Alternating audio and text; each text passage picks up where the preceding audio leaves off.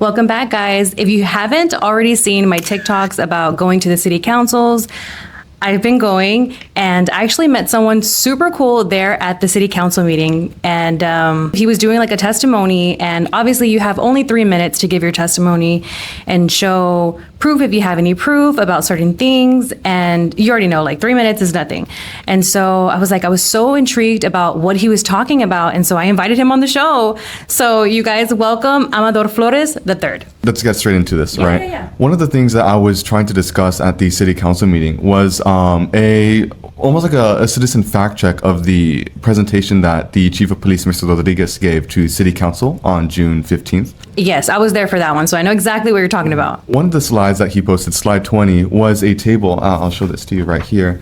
It was a table basically detailing the categories of crime that have occurred, how much we've seen of that crime from 2023 to 2026, and how much decrease we've seen in the year from year 2025 to 2026.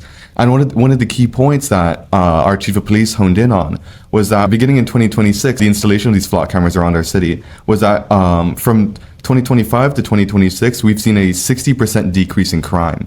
And he attributed that to the flock system. One of the things that I noticed immediately when he presented this was the fact that this is a huge jump, right? We're seeing a decrease in every single category. That's unprecedented. Yeah. And so when I got home later that night, I had actually submitted an open records request to see where exactly those numbers came from.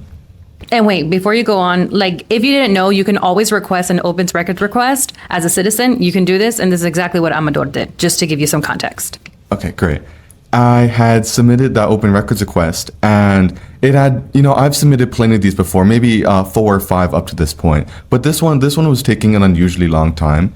I believe it had been stuck for 13 to 14 days. And how long do they usually take once you make that request? 1 to 3 business days. Oh, okay. So fairly quickly. Yeah. So per Texas government code, they have up to 10 business days to respond to an open records request. Got it. From there, they can request more time if they need it, which is completely valid. But what happened with me was that on I believe the 9th business day, I had received a letter from our assistant city attorney who told me that he was waiting. They had denied my request pending opinion from the Attorney General of Texas, the Honorable Kim Paxton.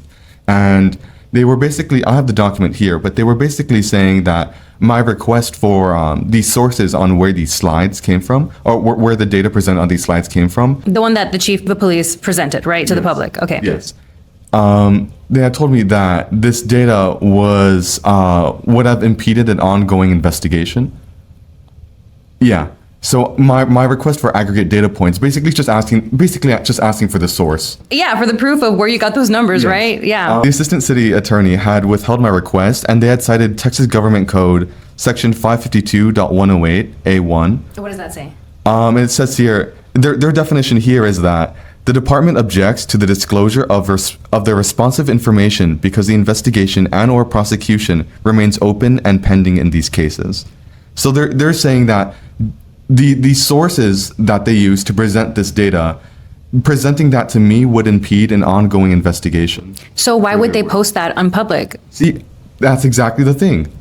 In my endeavor to, actually get these records, I had submitted a follow-up letter to the Office of the Attorney General. Mm-hmm. And in my letter, I had written here that the city asserts this Texas government code, and they state that releasing this record to me would directly interfere with law enforcement and, quote, may jeopardize an investigation or future prosecution. I have here as well, the copy of the city's brief provided to me doesn't identify any of that. I never asked for any specific. I didn't ask for case IDs. I didn't ask for names. I just asked for the sources, right? Yeah. And if they can't give that to me, that's like, okay, what I didn't want to have to do is dig through like all these records to figure out, where they pulled these numbers from. Right. But, a day after I had submitted my what's called my written comment to the Attorney General, I was like, okay, this is something that I'm just gonna have to do myself. And so what I ended up finding was a portal online that lets me see what the Laredo Police Department submitted to the FBI, which is so cool. Yes, which is great. Yeah. Because it's like, okay, surely what they submitted here I can also find here. Yeah. You would think, but I'm glad that you did, right? Yes, and when I actually did, what I had found was that almost none of the numbers on the table had matched what they actually submitted to the FBI, corresponding to those years and categories of crime. And I'll show this to you here. Every number that I have crossed out and corrected in red is a major mistake that they made. Every That number is in insane. orange is a minor error, which some of which I could account to reporting error if it was like one off, if it was like marginally off or just like here and there. But almost this entire table is crossed out. The only metric that I couldn't quite correct or couldn't find any actual number to is the shots fired metric that they provided, because that's not something they actually report to the FBI. That's something they only have internally. What do you mean shots fired? Like the reason why they got those flock systems, the Raven systems out? Shots fired is just a report, is a metric that they use when someone calls in 911 and they say, hey, I heard shots fired over here. Or their flock devices, which I believe it's called their Raven device, Yes. which now has a microphone built in and detects sounds of human distress, which includes screaming, gunfire, maybe loud crashes. They detect car crashes as well, Gotcha. things like that. Okay. And so when I noticed this error, I was immediately like, "Whoa, okay, something is going on here. Like, why is the slide that the chief of police presented to the city council, to all of us, Right. why is it so discrepant from the numbers that were reported to the FBI?" And so what I decided to do was I'm going to take those numbers and I'm going to see what our crime decrease would have actually been had these numbers been used properly. Right. And so here I have this slide titled Honest Accounting. So the chief of police originally reported a 60% drop in crime. Beginning, Which would be significant. beginning 2026. It would be significant Yes. if we were like a Yes. high crime rate city, right? It would be significant. It would be. I had actually looked, okay, where did the 60% metric come from? What the slide presented, what happened was that it compared 12 months of data from 2025, so the full year of 2025, and they compared it to the full year of 2026 as if that full year had already gone by. When in reality, when this was presented on June 15th, Right. only 5.5 months could have ever lapsed. Right. And They were like yes. comparing apples to apples in that case. And that's being generous and assuming that these numbers that were pulled were taken June 15th, the day that this presentation was taken. I've tried to give I'm never unfair. I never try to be unfair. That's why I will always, and if it comes to like correcting my own numbers, I will correct my own numbers. But Yeah. I leave my like methods, I leave the way that I run these numbers, these sources that I pull, I make them completely open. I Right. say, and I actually encourage some people who I talk to on this to like look at these yourself and see if I've made mistakes. sure, yes. In my search of truth, it's hard to ignore the obvious fact that these numbers are being misrepresented to us. Yes. When I compared the 12 months of data to the 5.5 months worth of data, I got that 60% metric. And so what I did was I reverted that calendar trick. I said, okay, to make this fair, I'm going to compare the first 5.5 months of 2025 to the first 5.5 months of 2026. Okay. And what I had found was that using comparing those two date ranges with the FBI measured data, we only have a 16% drop in crime. Not the touted 60%, right? But here it gets even worse because that 16%, you may say, oh, okay, well, with these flock systems, we have a 60% drop in crime. That's not the 60%, but that's still significant, right? But what I haven't touched on yet was that we also experienced a 11% decrease in nationwide crime. And so when we account for that as well, we only have a 5% decrease in crime, which is not significant by any metric. No, Any especially measurable when they're metric. spending over $2 million of taxpayer funds to fund Flock. So, I mean, for that, Yes. for 5%? Yeah, $2 million as of now. As of now, yes, correct, yeah. So the entire contract with Flock Safety is a $5.17 million deal over a 60-month term. And so every 5 years, we should expect to be paying something like that $5.1 million. Crazy. So in that contract, we have signed on aside from like all like the operating systems that they need, the firmware that they need, we've signed on 199 devices, Flock devices, certified Flock devices. Oh, wow. 79 of which are their license plate readers, their ALPRs. 113 of which are the Condor cameras. That's correct. The Condor cameras are advertised by Flock Safety themselves, built with the ability to follow people and report on what they're doing, what they're wearing, where they've been seen. Yes, it's a legit camera that's recording. Yes. Some people, I've actually heard a conversation that I had with the assistant chief of police tried disputing this fact, but it's called Flock Safety's or the Condor model's Guardian mode, and it's on their own website. I can't remember if they've taken it down, but on their own website at one point it was advertised with the ability their so-called Guardian mode to track these people across and zoom in on people, see what they're doing.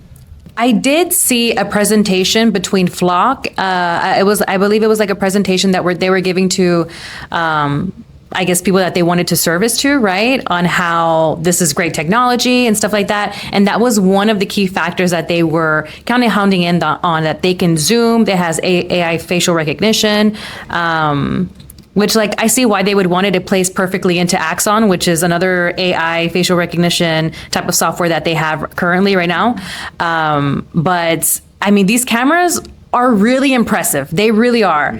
Now, as a citizen, it's definitely not something that I want on my streets of Laredo. Yes, I would like to distinguish. I would like to take this time and distinguish between the ALPRs and the actual let's call them normal cameras. I mean, they're all video cameras at the end of the day, but one is specifically made to track and follow people. The other is specifically made to track and follow cars. And so with the Falcon model, the Falcon model is the Flock Safety's flagship ALPR. And so these are the one. This is what you hear when you hear license plate readers. That's what that is the model of camera that is being talked about.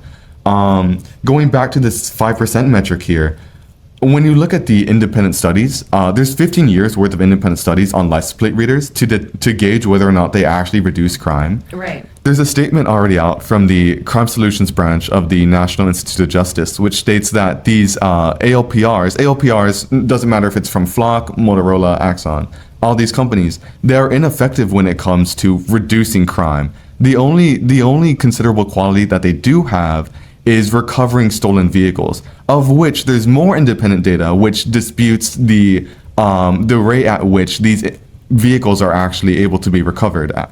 Okay. Another insane metric found from these independent studies, they're only a third.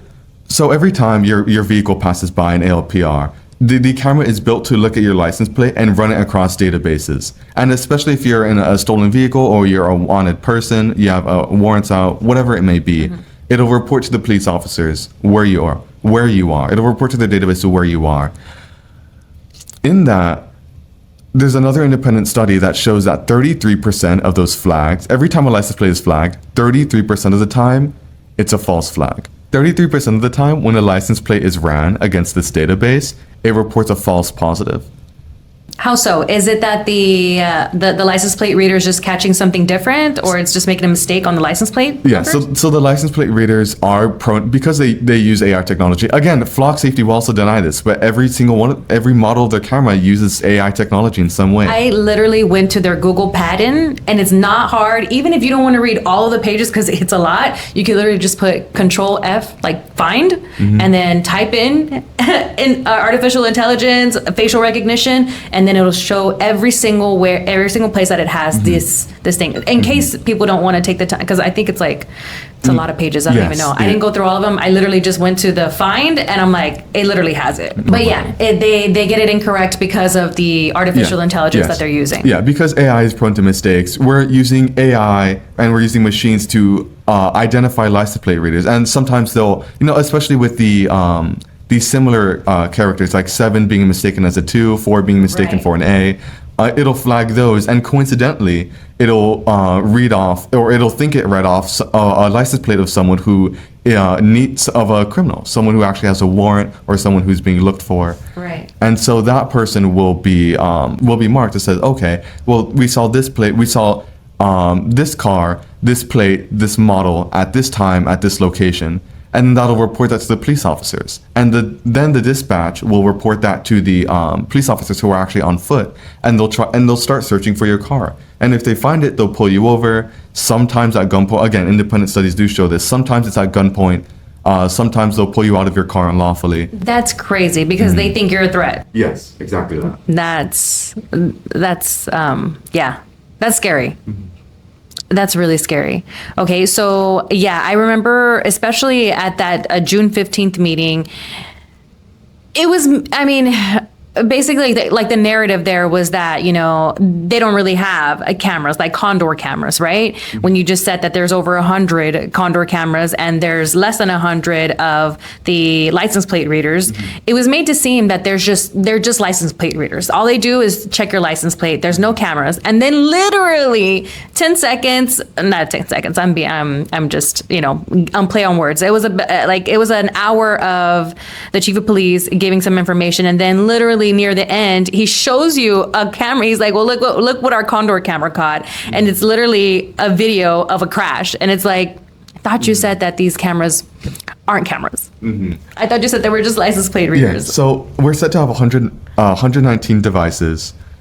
If this was a matter of even if this was a matter of just license plate readers, we'll say, okay, all the independent data shows that these automatic license plate readers, ALPRs, they're ineffective. The one study that Flock Safety loves to cite is their own study that claims that 10% of these drops in crime are because of these camera devices. But when you look at what these independent reviewers have actually had to say about the study that was conducted, one of the supervisors of the study himself distanced himself. He wanted nothing to do with that same study that Flock Safety conducted. So Johnny Nan was one of the overseers of this Flock study that concludes that with this Flock technology, when cities install this Flock technology, there's a 10% decrease in crime.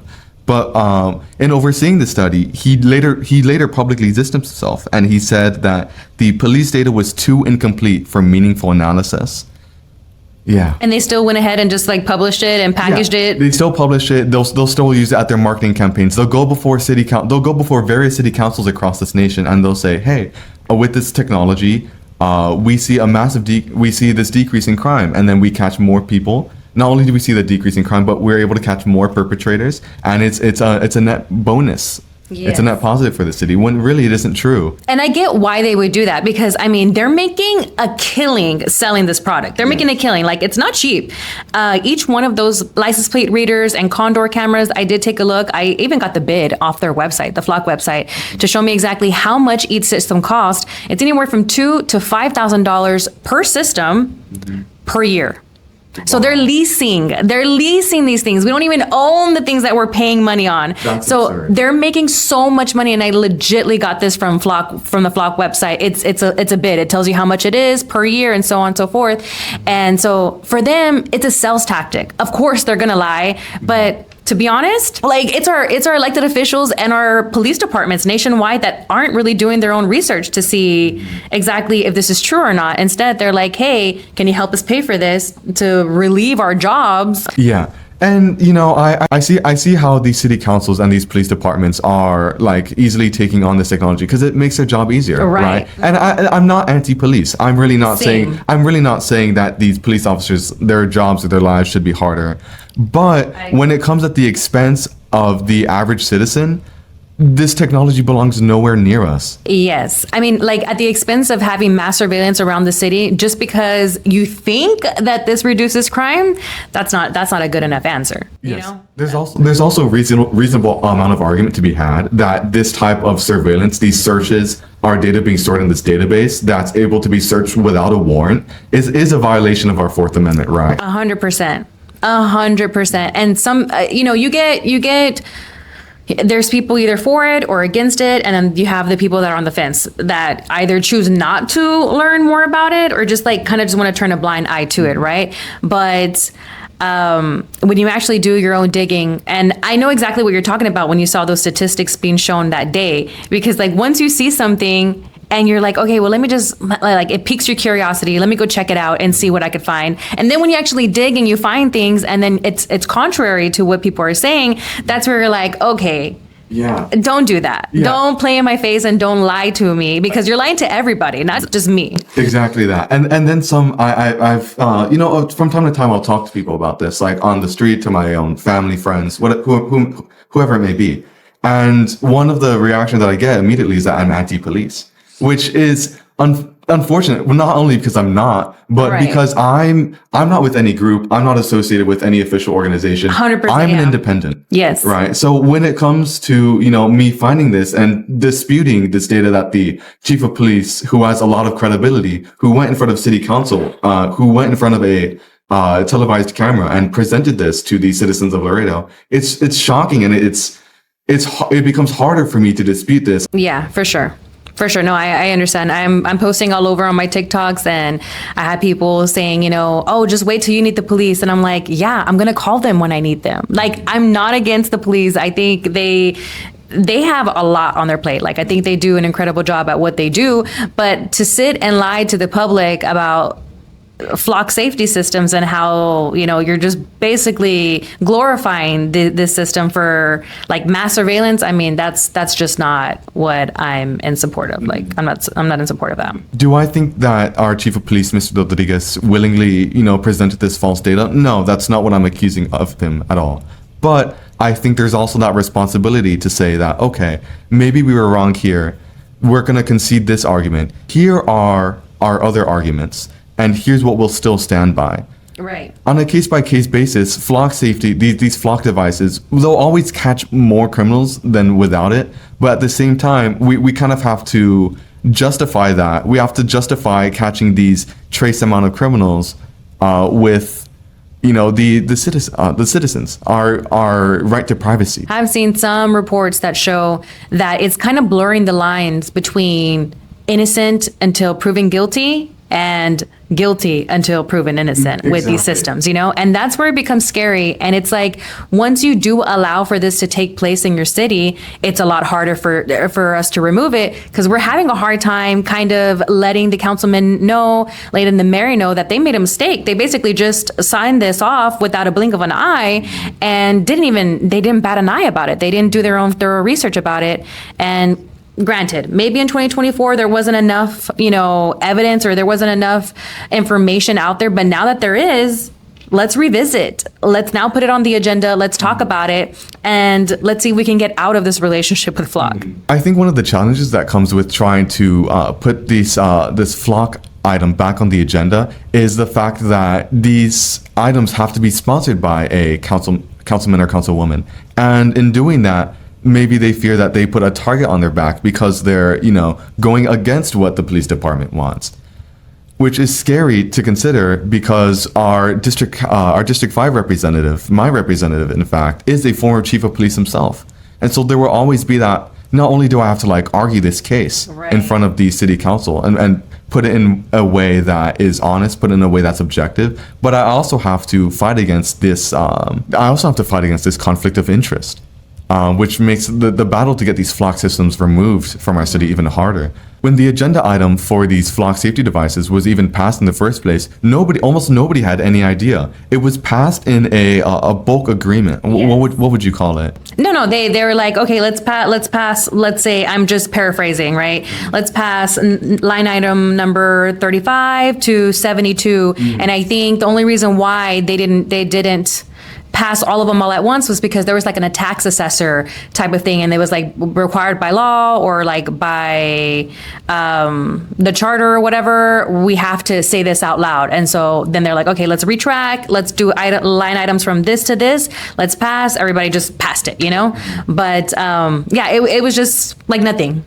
Yes, and now that this technology has been ingrained and growing day by day into our city, it's becoming harder and harder for us to take it out. Yes. That we've already paid, but that we're set to pay as well. Yes, and let me just kind of backtrack a little bit on what you kind of touched about your councilman, and not just your councilman, but all the other councilmen up there, including the mayor. Is that right now that they've already passed it, it's a little bit frustrating because it's like they're not hearing what we have to say, or maybe they are because they have to, right? Like, we have those 3 minutes to talk, and they could take the time to listen, or maybe days off. Like, I've seen a few of them days off a few times while people are testifying, but I think people forget that like the elected officials work for the community. Like they work for us.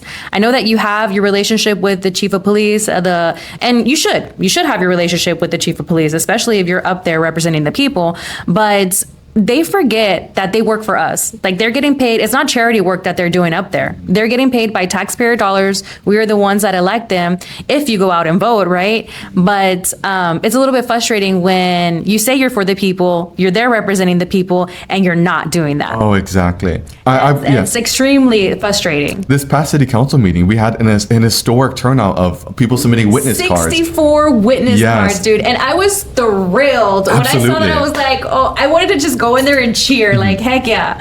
It was a combination of issues. It was about the data center that's trying to be built outside city limits. It was about the flock safety devices that we have. It was about trying to protect the water that we have as well.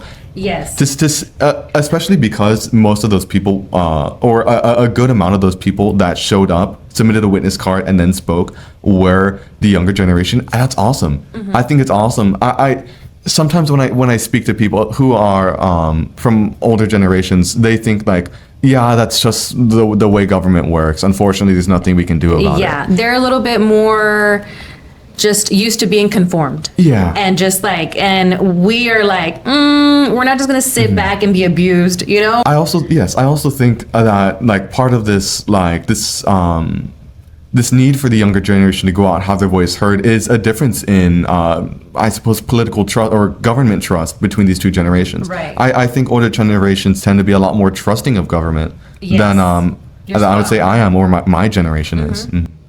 No, you're spot on. And so I'm thrilled that people are actually wanting to know the truth, you know? Like it thrills me. There's people that obviously, you know, might not want to know more because they're like, you know, like I get you have to work and you have to make a living and stuff, but literally people just doom scroll on their phone, and you could take that time to really dig, and at least 10 minutes, just put a 10-minute timer. Let's see if this is really true, you know, make it a game. But I'm glad that people are being informed. A lot of people are talking about Flock. There's people that are against it. There's people that are for it, and it's usually the older generation. They're like, hey, if you have nothing to hide, you don't have to worry about nothing. I have nothing to hide, but like this is still very invasive. Yes, on the topic of governmental trust, I know I had mentioned one of my open records requests that was deferred to the Attorney General of Texas earlier, but I've actually had two. I've submitted maybe 7 or 8 open records requests, you know, requesting various things. They were fulfilled at first. They were all fulfilled in timely manners. But out of the past 3 that I've submitted, 2 have actually been deferred to the Attorney General. How recent was that? Was it like as soon as you made like a testimony up there to talk, and then they were like, we're not gonna acknowledge those requests? In both instances, the city, I'll reiterate this, the city has up to 10 business days to respond to any and every open records request. So on this topic of open records requests, the day after, or not the day after, yesterday when it was denied, I had the chance, while I was at work, I had the chance to actually like briefly skim through it. Because I remember what I'd requested. And they have to provide a reason. They have to cite a Texas government code, and they have to make some sort of argument as to why they're denying it. And then it goes to the Attorney General, who says, okay, is this a valid reason or is this an invalid reason? Well, going through the second reason that I have here, they had in response to my open record, which I'll let you scan all these documents because really none of this is confidential, and I'm not afraid to like put what I wrote out there in response. Got you. I'm not afraid of anything. I'm transparent. Can request these documents. Yes. Okay. I'm actually transparent, and so they have this bolded and underlined here, and they cite Texas Government Code 552.108B1. The release of internal records will interfere with law enforcement activities, period. Which sounds damning, right? Which sounds okay. Maybe I requested something that, you know, they also have it written here that the information that I'm asking for, if released, would permit private citizens to anticipate weaknesses in police department, avoid detection, jeopardize officer safety, and generally undermine police efforts to effectuate state laws. Which is like, okay, maybe I asked for something way over the line. Yeah. You want to know what I asked for? What did you ask for? I asked for this paper. The budget. Yeah. Budget. So for a paper that they have given me previously for fiscal year 25, in a different open records request, they had given me this paper.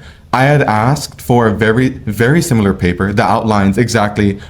So here we see, like, you know, where the general categories that our money went to. Right. And this isn't like just like a cut-off document that only printed one page of. The second page is just the signature that's signing off on this.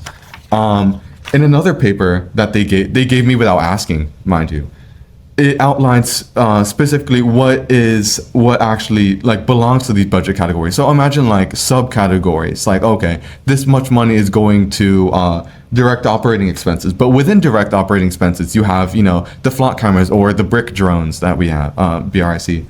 I had asked for that more detailed itemized paper, which I only knew existed because they had given it to me in a previous open records request without me asking. Gotcha. So when I had asked for the fiscal year 24 and 26 versions of this document, I had actually uploaded the fiscal year 25 document, the exact document that I'm talking about, the exact one that I had received from the city. And they had denied my record to see exactly where our money went to based on the fact that it, quotes, interferes with police activity. That is insane, because just seeing what's on that paper, it's literally a budget. I'll make sure to post it here for you guys so that you guys can also see. But that is insane. Yes. And so what that why I need those papers, why I'm asking for those papers is because, yeah, we have the grant awards that go to like funding these like flock devices, but only so much of that grant award is actually allocated towards flock. And I can't see how much is allocated towards those systems if I don't have the paper that I'm requesting. Yeah, and we for sure want to see exactly what's being allocated to flock, especially when the city has to match funds for these grants. Yes. And I've submitted, what I'm able to do is I'm able to submit what's called a request or comment to the Attorney General. And I'm able to append it to what the city sent to the Attorney General and say, okay, well, here's my argument. You know, you have the chance to, I have the chance to like have my, like put my own word in there, but the Attorney General still has to go through it.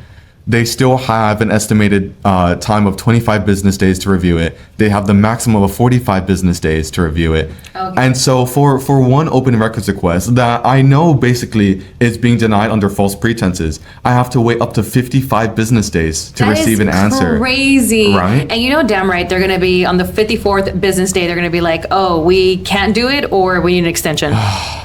Like they're just kicking the can down the road, but that's insane. Yes, and again, I'm an independent. I'm just trying to figure out where these numbers came from and share the truth with people. Yeah. And if I can't do that, if my requests to share the truth are being denied, then there's something that they're hiding. The day after, or not the day after, the same night as the city council meeting, I had I had a rather good conversation with our assistant chief of police. And he had encouraged me to send an open records request for this, for the exact contract between Flock Safety and the Laredo Police Department. And I have. And now I'm waiting to see if that's going to be sent to attorney review, or if that's going to, and from there, if it's put under attorney review, if I'm going to have to wait 9 to 10 business days just for the attorney general, just for that open record to be sent to the attorney general and say, hey, we can't do this because it violates some Texas government code that doesn't even apply in the first place. And the code that they're citing. Would that be different than what's currently like on the city website? What do you mean?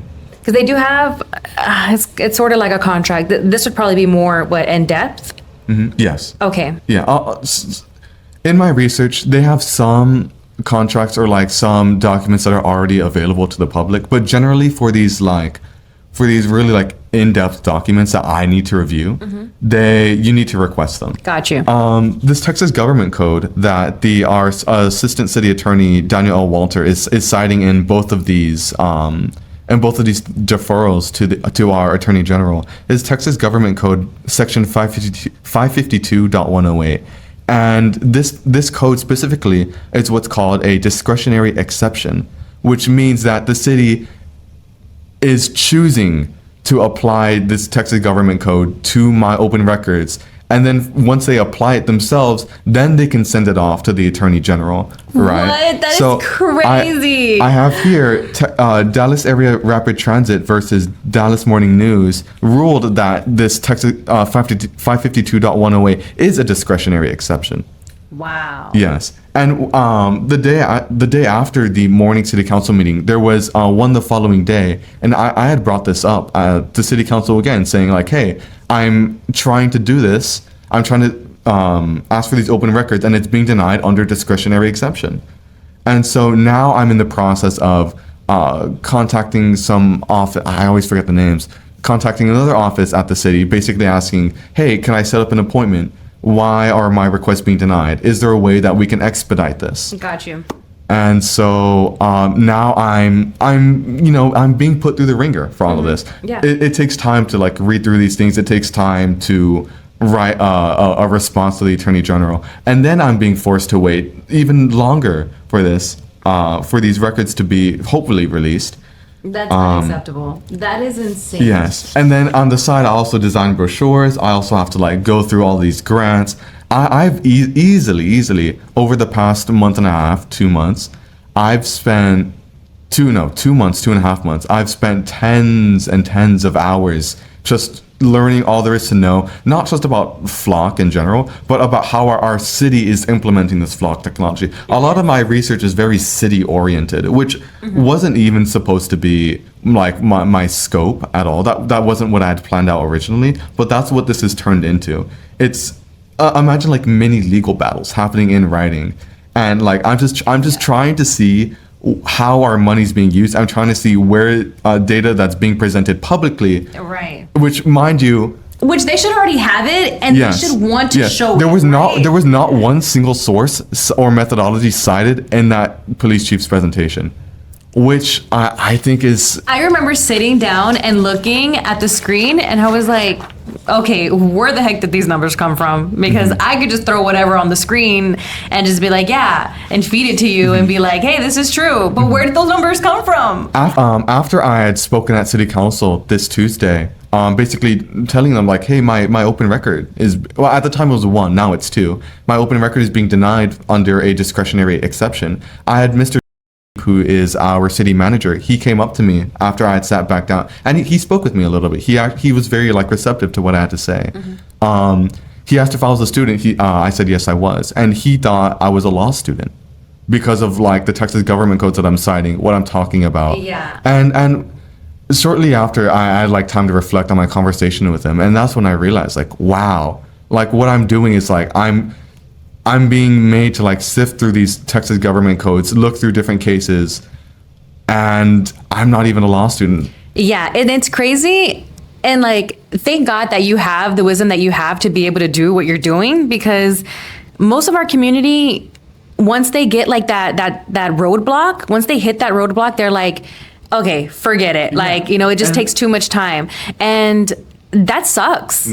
That sucks. And for you to, I guess, well, maybe you're not saying, but you're giving the illusion that you're transparent. You're giving the illusion that you want your community to actually be involved. But the moment that they want to know the truth, or the moment that they want to just confirm what you're saying is true, Yes. right? It's like, wait, hold up. We don't actually want you to be involved. And I imagine I'm kind of like gum to the city's shoe. It's like they're trying to scrape me off. They want me off, but give me another roadblock. I'm just gonna work my way through it, and then I'm gonna present it in a way that makes you look bad, because it does. Yes. Yeah. And it's not like it's our intention to just before this, it just sparked my curiosity seeing these Flock cameras, and I'm like, what the hell is that? Like, what is that? And then doing my own research, and then I'm like, okay, yeah, I have to go. And then now that I'm there, and I'm like, okay, like, if you're not going to do anything about it, like, I'm not going to shut up about it. Now you're going to have to do something to shut me up about it. When I was studying in San Antonio, while not only while the contract for Flock Safety, between the city and Flock Safety was signed, but while these cameras were being put up. So when I came back home to Laredo for what would have been the summer, I see these black poles, and I see cameras attached to them. And I already knew that they were Flock devices at this point, but I was like, I was just. You're like, my city, yes, Laredo, having I was really defeated, because like, why? I mean, I'd already known like generally like these were like up to like a lot of like, there's a lot of controversy surrounding these cameras. But when I'd seen them in my own city, I was incentivized to do to do a lot more research into it. And even the first, like, you don't even have to search like flock camera controversies. When you search up just flock cameras themselves, sometimes what you'll see in a few searches is like a news article or maybe a TikTok of someone, talking about like these allegations that are against the shady company. Yeah. Yeah, we're seeing different reports about government officials abusing the system, and it's like, of course, they're gonna abuse the system. They abuse the system that they currently have sometimes, Not everybody's like that, but flock safety executives themselves, police departments across the country. Gymnastics, gymnastics gyms, and the kids in there, that's insane. Cameras pointed at like community pools. Yeah. Yes, and we're always like, protect our children, and you just have no idea who's behind the screen looking. Yeah, you just never know.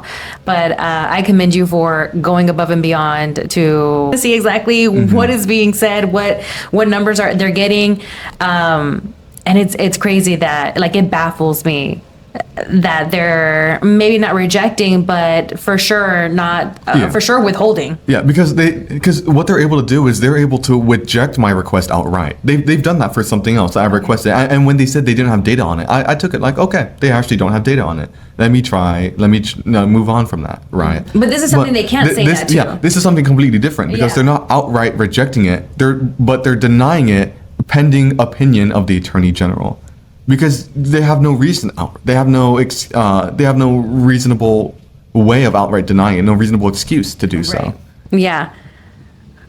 I wonder if those numbers are even true. One, and then two, what are they hiding on this budget that they don't want you to see? Exactly. And I hope that you can get more information to the contract that was signed between the city and Flock, because I believe on that day too, on June 16th or June 15th, that there was like a former DOJ that had stated he had made some bold claims, and as I was doing my own research on things, like things were just like connecting, right?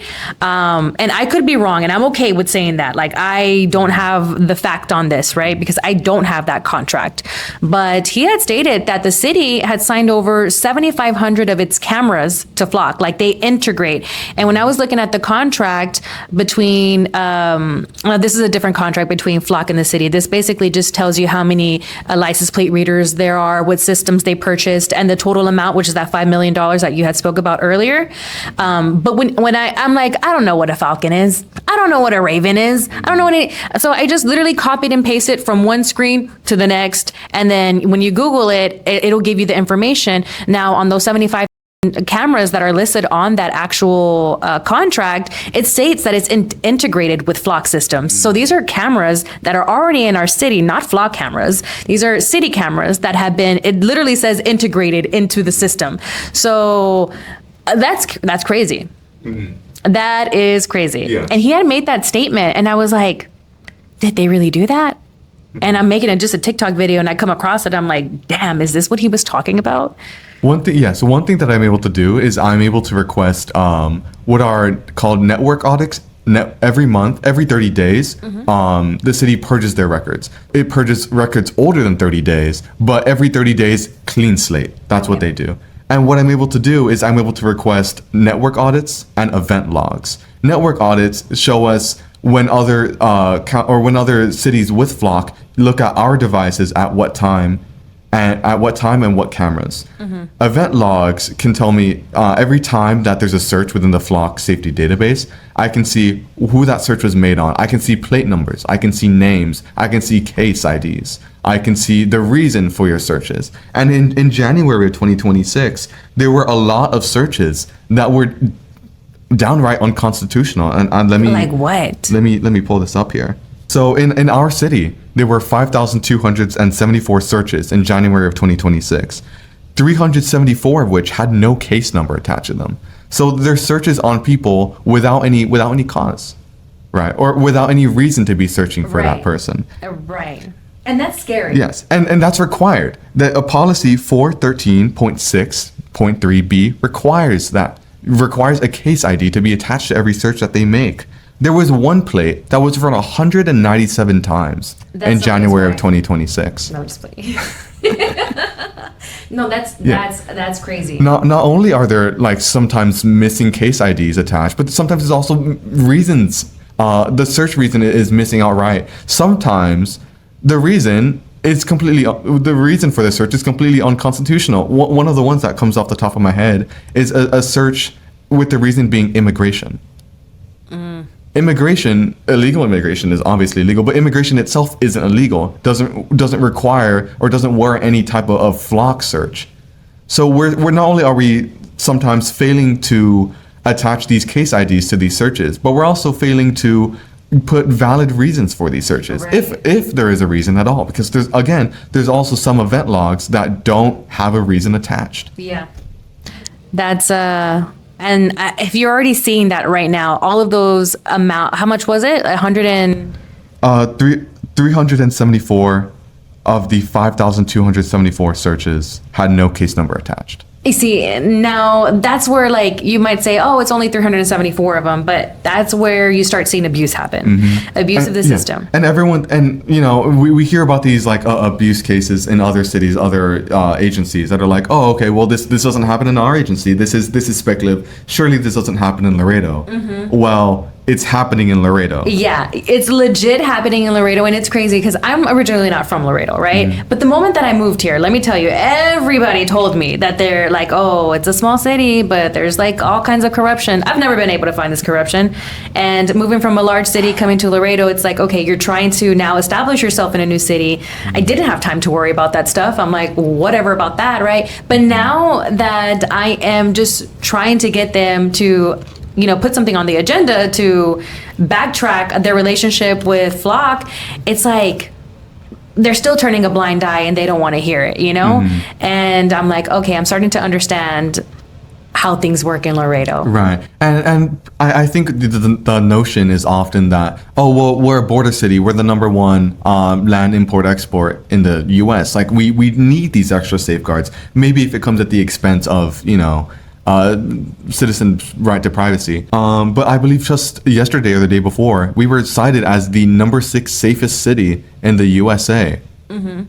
So, yeah, intuitively it makes sense that like, okay, well, maybe we do need this because we're a border town. But when you look at what's actually being said about the safety of our citizens, it just doesn't. The argument falls in on itself. Yes, I did hear that claim too, which is great. That's awesome. Especially being in this border city. When I moved here in 2017, I thought I was going to be moving into a city that's very dangerous. But in 2017, it was still fine. It was still fine. It was the first time that I could go to the grocery store, pump my gas without looking over my shoulder, because I'm originally from Houston, and so you always have to just check for your surroundings here. I felt fine going to H-E-B alone at midnight when H-E-B was open at midnight at that time, right? Yeah. But it's never been such a dangerous city like Houston, in my opinion, because I'm from Houston, born and raised. And so it's never been like that. And I even backtracked and I was like, you know what? I want to see if, before they installed Flock, if it was a safe city, right? Because I just have my opinion, right? And that's my opinion. But I did check and we were still a safe city before that. So it's like, okay. I believe sometime, I don't have the exact year, unfortunately, but I believe not even 5 years ago, we were the number 1 safest city. Yeah, I think they gave that name to like the city of Laredo. I think in 2019, if my memory serves me correctly. Okay. Yeah. So it was well before 2024 when they approved Flock. And maybe someone will make the argument that like, oh, okay, well, environment changes, and I'm not denying that criminals adapt, police adapt. Maybe it's some sort of cat and mouse game, and these Flock cameras are the solution, right? But we're the 6th safest city in America. And remember, again, there's no correlation between there's no crime deterring effect that these surveillance cameras have in our community. Yeah. None. Yes, no, and I know that like the Laredo Police Department's big on prevention, but I think what a lot of people are forgetting to realize is that prevention truly starts inside of your house. Like, it's all about raising your children correctly. It's all about who you have as parents. It's all about what decisions you make in life. Like, this is truly the prevention, but that's just too hard to tackle, right? So I'm like, if you really care about the prevention, it starts inside the house. Yes. And I believe they're this is like the first slide of the chief of police presentation, or the LPD's presentation that they gave on June 15th. It was, they have a prevention first policy, or it's prevention first something. I believe it's prevention first policy. And we have to, then that makes us wonder a little bit, like, well, how do we prevent crime before it occurs? Yeah.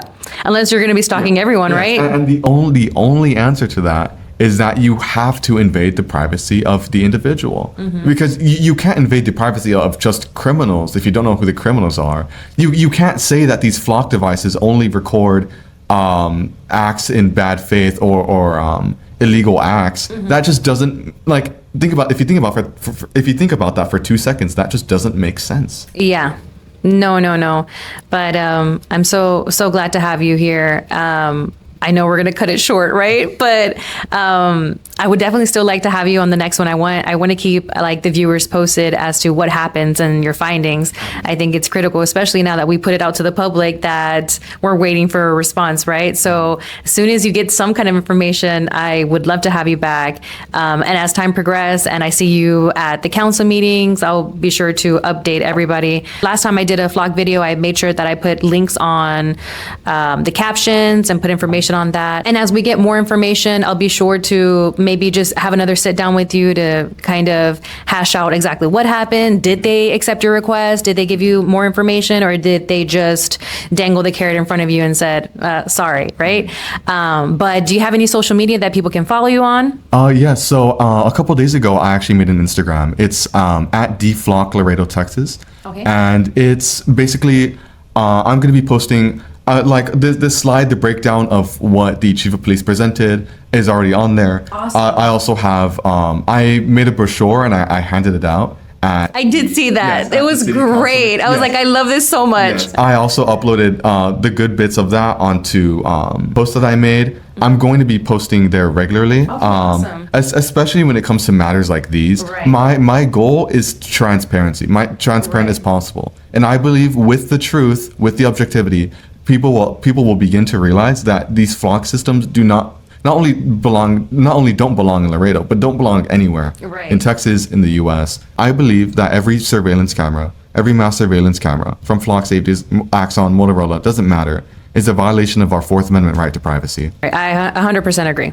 100% agree. And for those that want to participate and go to the city council and voice your opinion, send me a DM. I'll be more than happy to kind of coach you on what you need to do. There's a certain card that you need to fill out. You could do it online. You could do it in person. Give you the address of the city council meetings. And you can go and just, free flow it from the top, or you can, print out something or have it on your phone for your speech, because it will be nerve wracking when you go up there and present yourself. It's very nerve wracking. I would be lying if I said that it gets easier, because every time I go up there, I want to throw up. So yeah, I'll be able to coach you and let you guys know exactly what needs to be done to be able to make a public statement. But as a citizen of Laredo, I would highly encourage for you to do so.